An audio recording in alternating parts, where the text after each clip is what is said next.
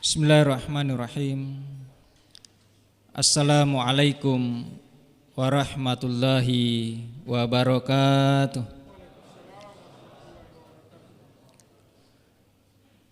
Alhamdulillahi rabbil alamin. Alhamdulillahilladzi farada alaina siyam fi syahri Ramadan. Walladzi anzala as-sakinata fi qulubil mu'minin liyazdadu imanan ma'a imanihim.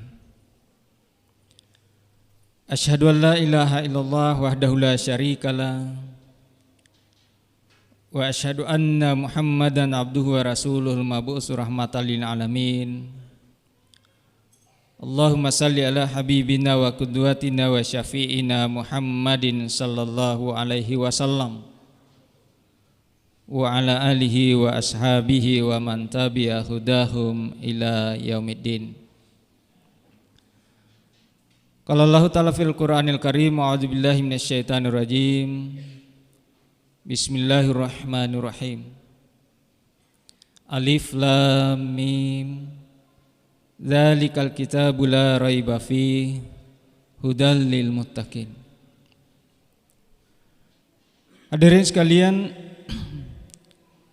jamaah salat isya dan salat tarwih yang insyaallah dimuliakan oleh Allah Subhanahu wa taala. Kita senantiasa bersyukur kepada Allah atas limpahan nikmatnya kepada kita sekalian. Malam ini kita berada pada malam ke-7 apa ke-6? Malam ke-7. Alhamdulillah, satu kesyukuran kita karena pada tahun ini kita sama-sama memulai ibadah puasa pada hari yang sama. Pada hari yang sama. Dan malam ini kita sama-sama berada pada malam ke-7 Ramadan. Hadirin sekalian, bulan Ramadan bagi kita sekalian adalah merupakan sarana atau fasilitas yang disiapkan oleh Allah Subhanahu wa taala dalam rangka memuliakan hamba-Nya. Allah ingin memuliakan hamba-Nya di sisinya. Maka disiapkan sarana untuk kemuliaan itu. Kenapa dikatakan bulan Ramadan ini sebagai sarana untuk memuliakan manusia, terkhusus kepada orang-orang yang beriman? Karena kata Allah Subhanahu wa taala bahwa yang paling mulia di antara kita sekalian adalah yang paling bertakwa. Dan kita fahami bersama bahwa ibadah puasa pada bulan Ramadan ini disyariatkan oleh Allah Subhanahu wa taala. Tujuannya adalah membentuk pribadi yang bertakwa kepada Allah Subhanahu wa taala. Jadi Allah berikan isyarat kepada kita bahwa kemuliaan itu ditentukan oleh nilai ketakwaan kita kepada Allah. Inna akramakum indallahi atqakum. Dan pada saat yang sama Allah siapkan sarana untuk membentuk pribadi orang-orang yang beriman sehingga bertakwa kepada Allah Subhanahu wa taala. Jadi jelas bahwa ibadah puasa dan bulan Ramadan ini adalah sarana yang disiapkan oleh Allah untuk memuliakan hamba-Nya. Itulah bulan Ramadan. Hadirin sekalian yang berbahagia dan insyaallah dimuliakan oleh Allah Subhanahu wa taala. Terkait dengan ketakwaan kita kepada Allah, maka Allah jelaskan dalam Al-Qur'an. Apa ciri-ciri orang yang bertakwa kepada Allah? Tadi dijelaskan bahwa Al-Quran atau kitab suci diturunkan oleh Allah itu sebagai petunjuk bagi orang-orang yang bertakwa. Dzalikal kitabul la raiba fih hudal lil muttaqin. Al-Qur'an yang memuat kebenaran dari Allah Subhanahu wa taala dan tidak ada keraguan di dalamnya, itu diturunkan oleh Allah Subhanahu wa taala sebagai petunjuk orang-orang yang bertakwa.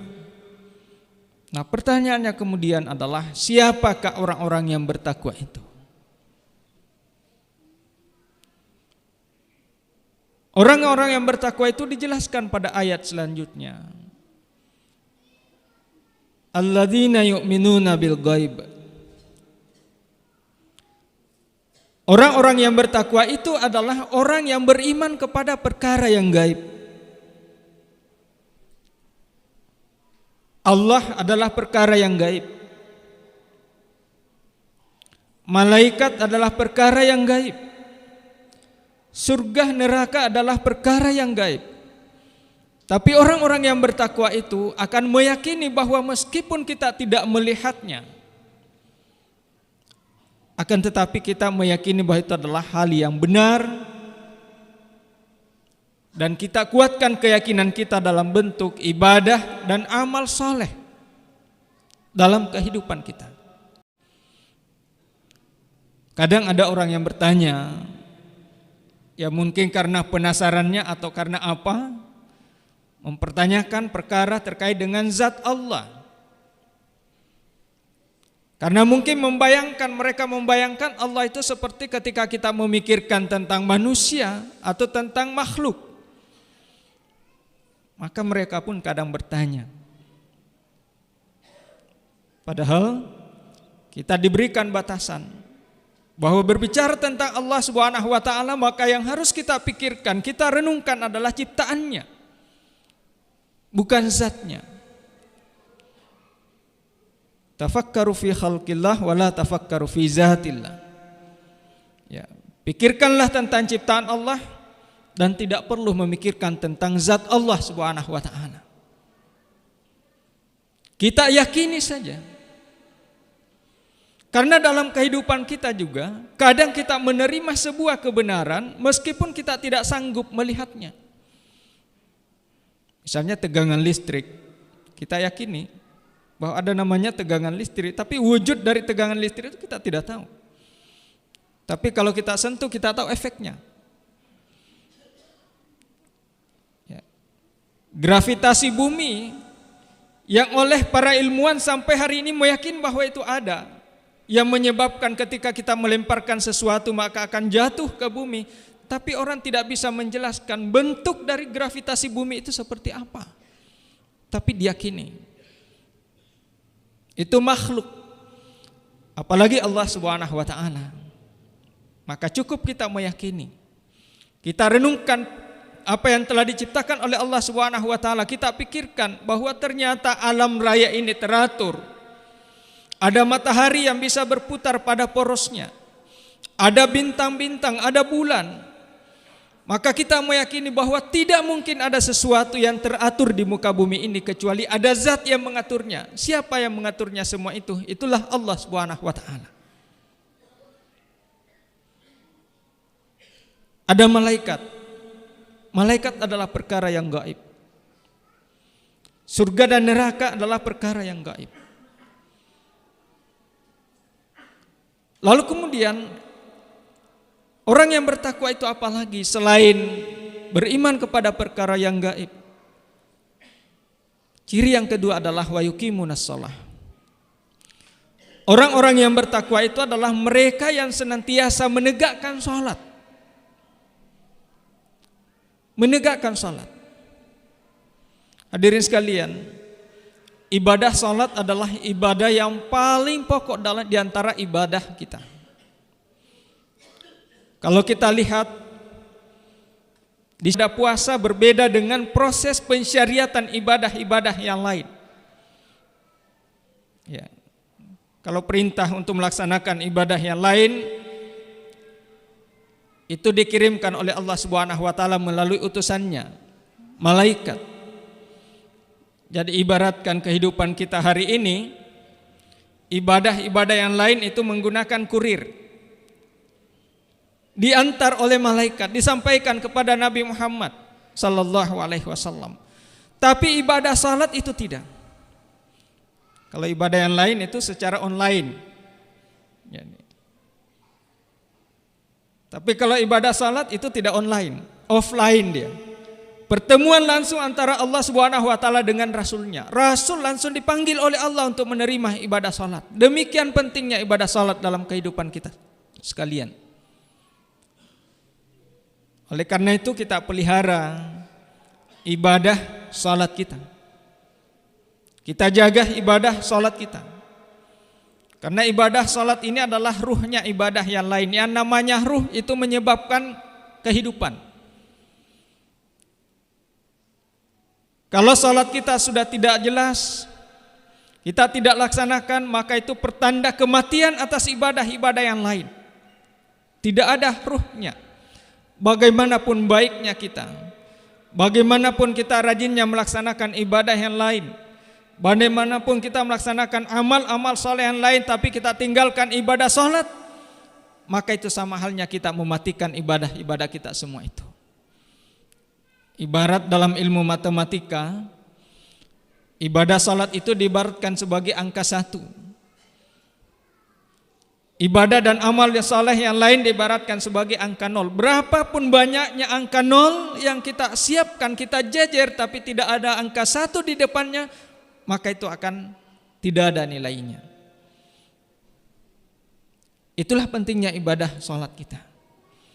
Jadi kita pelihara ibadah salat kita. Selain kita lihat ada fungsi sosial dari ibadah. Aqimis shalah innas salata tanha 'anil fasya'i wal munkar. Ada fungsi sosialnya, bahwa ketika kita melaksanakan menegakkan salat, maka itu akan mencegah kita dari perbuatan keji dan mungkar. Alhamdulillah, salah satu masjid di Kota Palopo yang selalu ramai jamaahnya adalah Masjid Al-Barakah. Dan ini menjadi pembicaraan bukan hanya orang Palopo, tapi orang-orang dari luar daerah yang pernah salat berjamaah di sini. Mari kita pelihara ini.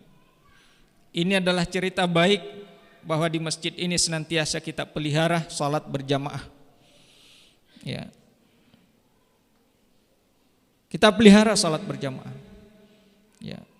Karena kita tidak tahu kehidupan kita ini kapan berakhirnya.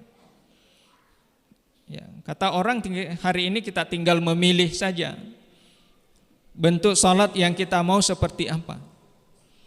Kita mau salat di belakang jamaah, di belakang imam, atau mau salat di hadapan imam. Disalati maksudnya. Ya. Daripada kita disalati di depan imam, lebih baik kita salat di belakang imam. Kalau sesekali ada yang hilang sandalnya karena pergi salat berjamaah di masjid, ya kita doakan dan berprasangka baik, mudah-mudahan yang mengambil itu salah ambil. Kalau memang disengaja, mudah-mudahan dapat hidayah. Tapi kita masih beruntung kalau sandal kita hilang di masjid. Itu berarti bahwa kita masih berkunjung di masjid. Yang parah itu kalau sandal kita sudah tidak pernah kelihatan di masjid. Kenapa? Karena kita tinggalkan salat.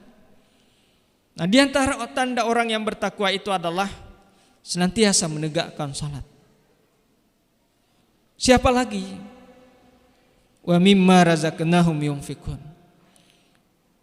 Orang-orang yang bertakwa itu adalah orang yang senantiasa berinfak, menginfakkan sebagian dari harta yang dititipkan oleh Allah Subhanahu wa taala. Menginfakkan sebagian. Hanya sebagian saja yang diminta oleh Allah Subhanahu wa taala. Ada syariat zakat di bulan Ramadan, khususnya zakat fitrah. Kita tunaikan. Ada kesempatan untuk berzakat, ada kesempatan untuk berinfak, lalu kemudian pahalanya dijanjikan oleh Allah Subhanahu wa taala bahwa akan dilipat gandakan pahalanya manakala kita beribadah dan melaksanakan amal saleh pada bulan Ramadan. Yang terakhir, di antara tanda orang yang bertakwa itu adalah beriman terhadap hari akhir. Beriman terhadap hari akhir. Kenapa ini penting hadirin sekalian? Karena ketika kita mengimani hari akhir, ada yang namanya hari kiamat atau hari kemudian, maka ini adalah pertanda bahwa kita mengerti tentang pertanggungjawaban hidup kita. Kita tidak hanya hidup semata di dunia ini, akan tetapi setelah kehidupan kita di dunia ada kehidupan yang jauh lebih kekal, dan di sanalah tempat pertanggungjawaban atas seluruh perilaku kita, perbuatan kita, amal-amal kita selama kita hidup di dunia.